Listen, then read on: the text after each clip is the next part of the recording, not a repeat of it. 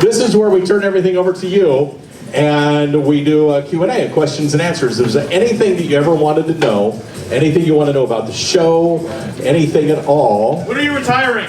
Not soon enough.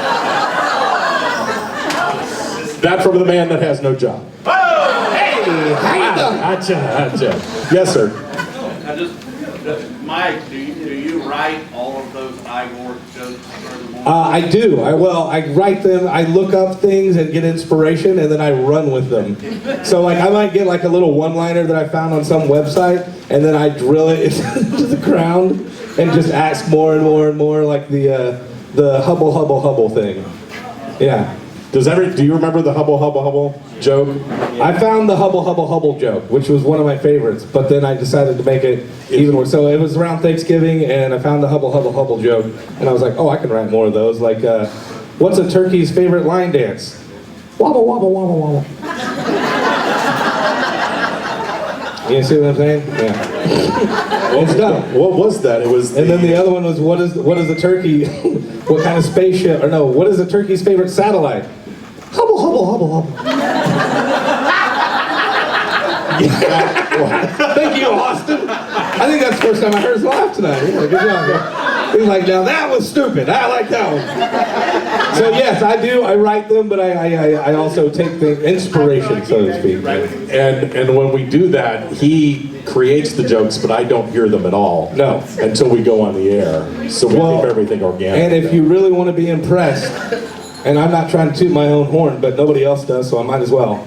I write those jokes in about 5 minutes between whatever we just talked about. I use that as inspiration to make the jokes for the next break. So, yeah. Don't be impressed. No, be impressed. Literally, please be impressed. Nobody else cares. Anything else? Anything else? Anything Yes. else? Why do you dislike Aaron Rodgers so much? Why do we dislike him? Yes. Because he's a jackass. How hard is that? That's easy. He lied. He lied. He said one thing and that wasn't true. That's why. Come back to me when he's won 6 Super Bowls. Go Brady. What? We have something else here in the middle? No, I just agree with Aaron Rodgers. Thank you. I'm from Minnesota. Wow, you're from Minnesota? Oh, very nice. I'm sorry. Okay. Anything else? Go ahead, yell it out. We can't see you. Hi. How long have you been in radio? Oh, how long have we been in radio? I'll let you take that one.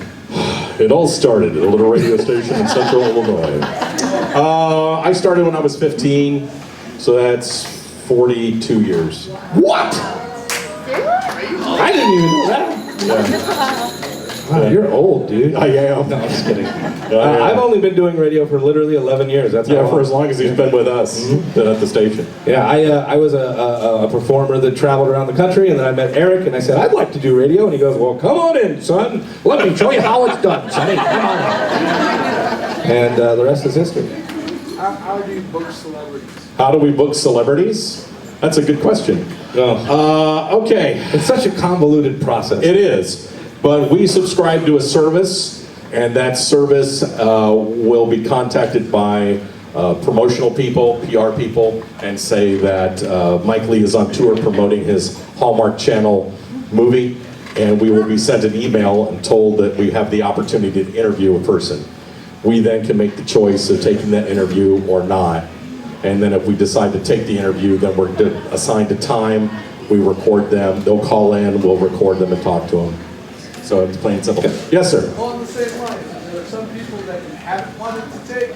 Oh, yeah. Oh, good. Well, okay, let me answer that one. Please. We get about 5 emails a day for Joe Schmo, who was one time on, He was an extra on the Waltons. Yes, he was an extra on the Waltons, and now he's written a book about what it's like to be an extra, and we're like, yeah, we're good.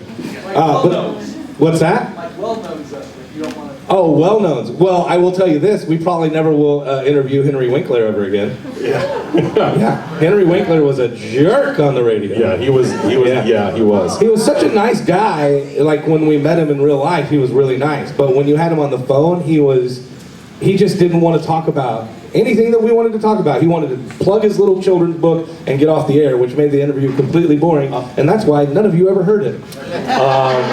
So take that, trying to plug your book there, Henry. Michael, what is his name? Michael Ironside from Michael Ironside was the biggest jerk. from Top Gun. Yes. And when you're dealing in radio, you're dealing audio. Yes. So it's easy on television. You can see his face, and then you can draw the conclusion, oh, he's in Top Gun, or he's with it. Let's do a just quick round of applause. How many of you know what Michael Ironside looks like? Okay. A smattering of applause. All right. Now, if I tell you that he played Viper on Top Gun, do you know who he is? Yeah. Oh, look at that. Yeah. So we want to go, hey, Michael, it's great to talk to you. Everybody knows you as Viper from Top Gun. And he goes, I don't want to talk about that garbage. Yeah, true. This is It's like, true. oh my God. Running man. So yeah. He said, I don't do these things normally. I just want to do it and get out of here. Yep. Okay, sir. And so Mike says to him, all right, fine, go ahead. And you could tell that he was just reading his plug in the movie. Yeah. And so he reads it, I'm in this new movie and it does this and this, and I star here, and you can see it here. And Mike says, thanks, and just hung up on him. Yep. And guess what? None of you ever heard that. We actually got an apology from the service because he was such a jerk about all of it. So, anything else? Yeah, there are others though that you should know. Like a lot of times we think, oh, this interview's not going to go anywhere, and then all of a sudden it's like one of the best ones we've ever had. They are hilarious. Which was with Tig Notaro. I don't know if anybody heard that on the podcast, but Tig Notaro, a comedian, Eric was like, I'm not even sure if I know who this is. And I was like, well, I know who she is, kind of. Let's find out what she's all about. We talked to her for like 15 minutes. She was amazing. So you take the good with the bad. You take the good with the bad. And the greatest interview that we ever had, in my opinion, was Dan Aykroyd. Oh, yeah. We contacted our service and we said, we know he's going to be in Orlando to publicize his vodka. Can you arrange an interview? And they said, we'll see what we can do. Well, we never heard back. Never. All of a sudden, about 9:30, the phone rings, and we answer it, Max 98.3. And the voice on the other end says, Aykroyd reporting as instructed. We're like, what? What? Hold on, let's start recording. We gotta record. Is this Dan Aykroyd? Yes, it is. Okay, so we, like Mike said, we start recording real quickly, and we talked to him for 30 minutes, 30 straight minutes. And he, one of my biggest regrets in radio was he was plugging that new vodka. And if you guys don't know it, how many of you, round of applause, have seen at the liquor store? How many of you guys go to the liquor store? Anybody? That's my people. That's my people. I love you. I go there and do a light perusing every day. But there's a vodka there that you may have seen. It's literally a glass skull. I think it's called Skull Vodka. Yeah, that's Dan Aykroyd's vodka. I didn't even know that. Yeah, that's Dan Aykroyd's vodka. And my biggest regret that I have in radio, really, is that he invited Eric and I both to come to his thing, and he was like, well, I'll sign a bottle for you, I'll give you a free bottle, sign it for you, all this stuff. And I had something I had to be at. Eric couldn't make it because he was going out of town. It was happening this weekend, and neither one of us were able to go. Yeah. And I wish so bad I had that little Skull Vodka with Dan Aykroyd's signature. That would be very cool. But my favorite story from Aykroyd, then we'll move on, is I asked him if he ever had a souvenir from one of his movies, if he kept a souvenir, and he says, yes, I have an Illinois State Police car from the Blues Brothers. And I was like, oh man, that's great. He says, yes, it's fully tricked out, it's got the engine in it, it's got the light bar and everything. And just for laughs, I drive it down to the middle of the city of New York, turn on the lights and double park and go do what I have to do. And when I come out, it's still there. I don't know if you guys noticed this. This is one of the things that I notice about Eric. Eric is originally from Chicago, and so is Dan, isn't he? Dan Aykroyd also. Like, we performed up there. He's not from Chicago. He's not from Chicago, but he's the best. But anyway, anytime that Eric talks about something that I think makes him fond of Chicago, like Dan Aykroyd, I hear your Chicago accent come out this week. What are you talking about, Dave? Yeah. I was driving it down the street. I was driving it down the street, Yeah. and I wasn't going to pay any dollars. I was just going to go ahead and have some pierogies. All right, anything else? Sorry. Now you guys got On the to. air, try to cover it up. Sorry? You ever farted on the air, try to cover it up? No, I just let her rip. Man. Yeah, you can't hear it anyway. Yeah, you can't hear it. Eric can, and he goes, great. Yeah, great. Yeah, I actually have a fart championship trophy in the studio if anybody ever has a chance. Right, yeah, next time you're in there. That's not a lie, it's true. Yes, ma'am. You guys have to use three adjectives to describe each other. What would you use? 3 adjectives to describe each other, what would we use? How would we describe the other person with 3 adjectives? Oh, God. There's one. All right. You want to go first? You want Yeah, me to go sure. first? Experienced. Oh, man. I'm trying to think of something nice. I'm kidding. Experienced. He's a very experienced. Eric is. Hold on.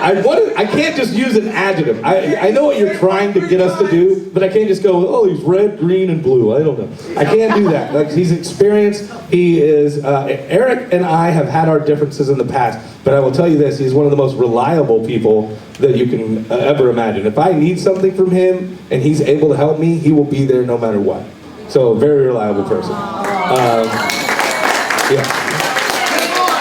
And then, no, I said experienced and reliable. Sure, don't try to make this harder than it already is.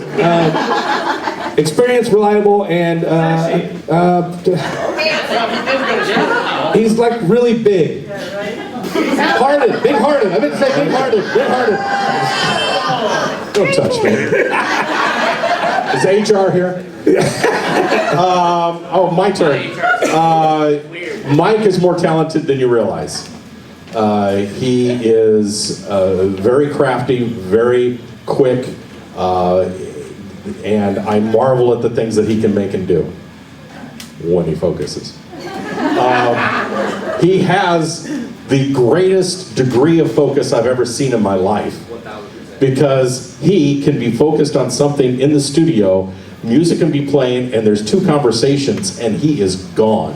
He is just focused on what he is doing, and it is so irritating when we're discussing something like about this party, and we go, do you agree? Huh? What? I'm sorry, I wasn't paying attention. I'm sorry, I was sending an email. I was sending an email. Yeah. It's not even that. You have to like call him out. Yeah, you actually have to call his name, and it kind of snaps him back. But that is actually a good trait, is that he's extremely focused. And the third one, he's bald. So there you go. That'll work. It's true. Thank you. Anything else, real quick? Why doesn't he clean his toilet regularly? Why don't you clean your toilet regularly?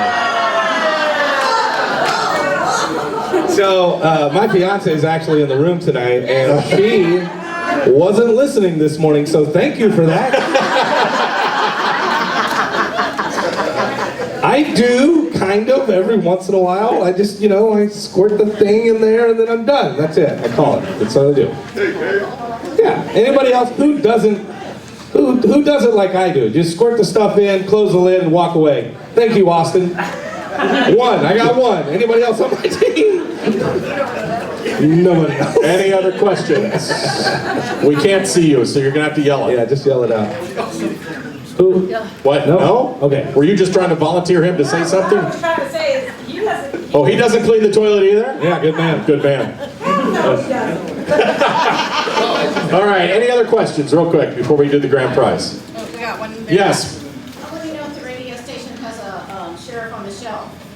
No. Do we have a sheriff on the show? Did you guys see this morning? I saw sold out. Whole county, like the whole county wide, sold out, gone. Yeah. No, we talked to Grady, that's enough. I will say that whenever the bobbleheads come out, we got one of those. Like, we were one of the first ones to get those, but we had no idea about the sheriff on the shelf. So that's some creepy stuff right there. I gotta be It really honest. kind of is. You know there's cameras planted in there. Yeah. All right, final call, last question, anybody? One more right there. One more, go ahead. Have you ever had any bloopers? Bloopers. The entire show's a blooper. Yeah. What do you- Hello. Did you listen? How did you get in here?